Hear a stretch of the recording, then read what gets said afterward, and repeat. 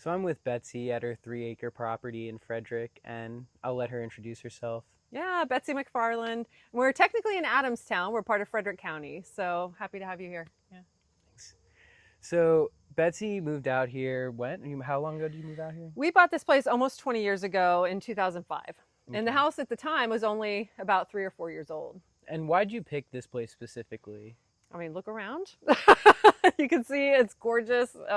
It's in the middle of nature. We were living before in Rockville, and we just wanted to really get away from the craziness of Rockville and wanted to live more in nature because that's just who we are. You know, we've always been really outdoorsy. We like to hike, we like to rock climb and scuba dive and things like that. So for us, we wanted to live somewhere that really matched what was important to us in our lives. And so we were really hunting for something that was a little further out and much more secluded. And we were really excited when we found this place. So if the lines do go through this route, exactly where will they be going through?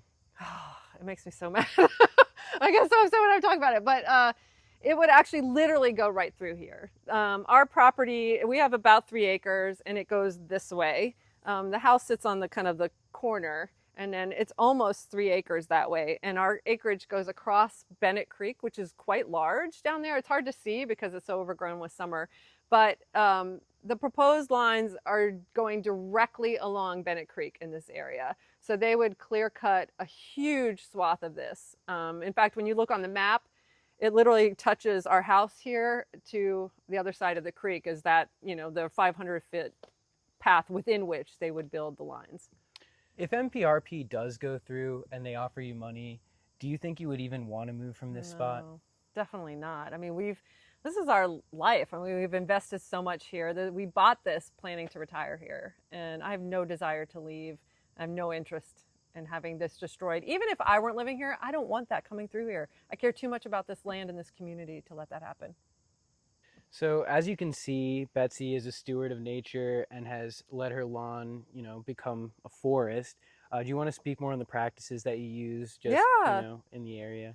Yeah, and out front's the same. We've really kind of let everything grow in much more. We don't touch any of this. We leave it all natural because for us, that's what's so important. I mean, out here we have bald eagles, we've seen osprey, we get snapping turtles and all kinds of snakes and amphibians. And I mean, it's just abundant with nature. You know, we have wild turkeys and everything roaming through the property. So for us, and I come from a background with humane societies in my past career. So we just care about nature and we wanted to leave this as pristine and even more pristine than we found it. So for us, we just leave it go wild and let nature do what it wants to do. So you mentioned that Bennett Creek is at the bottom, and we'll go down there and show you. What kind of impact do you think something like this will have on Bennett Creek? Yeah, from what we understand, I mean, if they clear cut, in order to put the lines in back here, they will have to deforest Bennett Creek, at least in these sections where they're talking about putting the lines. And clearly that would be detrimental to the creek, and not just Bennett Creek, but to the Monocacy River, which it feeds.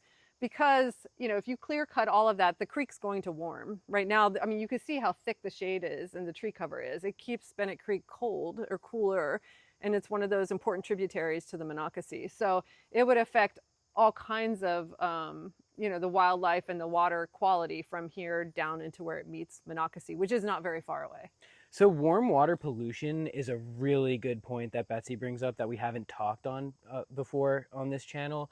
And warm water pollution basically means these are cold water tributaries, so things like brook trout can live in there. It stays fairly cold even in the hottest months of summer. When you destroy riparian buffers, when you destroy, riverbanks and things, what you're doing is actually heating up that water. At a certain temperature, a lot of fish that are native to here can't live in those streams anymore. So I think warm water pollution is something that I haven't talked about. That's a big part of this too. Yeah. A big detriment to a big side effect. It is, and I think what makes me so upset about all of it too is, Frederick County, which is the county we're in right now. Oh, you can hear the birds.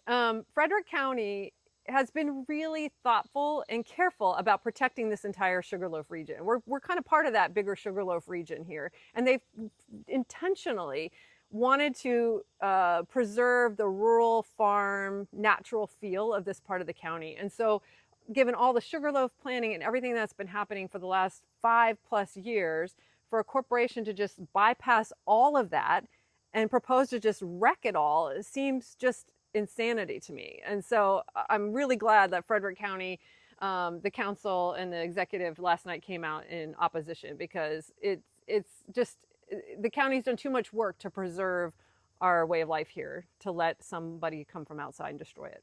That's another point, is I'd like to thank the Frederick County Council for coming out Absolutely. in opposition to this, unanimously coming out in opposition to this. I think that's a big step, and I think Baltimore County and Carroll County should definitely do the same. Carroll County thankfully did. Yeah, okay, right? Carroll County already Baltimore, has. I'm corrected. We need Baltimore. Okay, Yeah. so Baltimore County, we still need you to come out in opposition. So yes. Yeah, Betsy, thank you so much for your time. I think that's a great place to end on. Thank you. Thanks for being here. Appreciate it.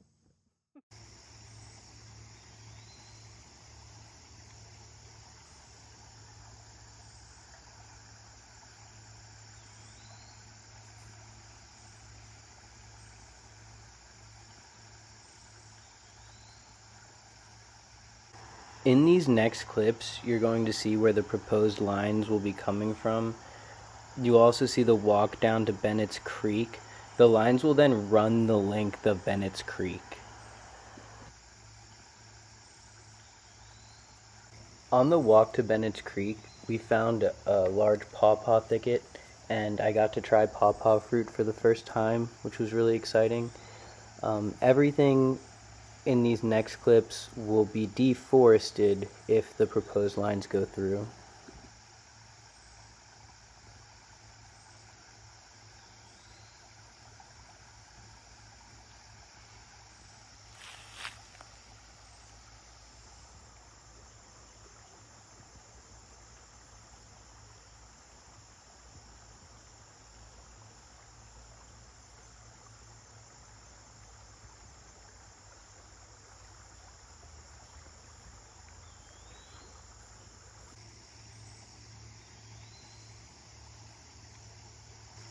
I can't stress here enough that if the proposed lines are allowed through, they will go down the middle of Bennett's Creek. They will run down the middle for a long stretch of Bennett's Creek.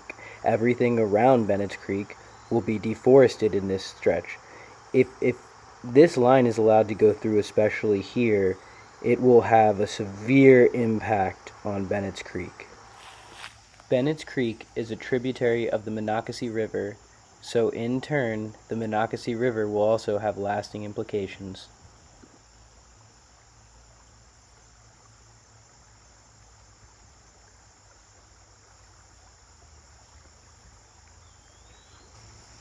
In this clip, you'll see one of the largest sycamore trees that I have ever seen in my life.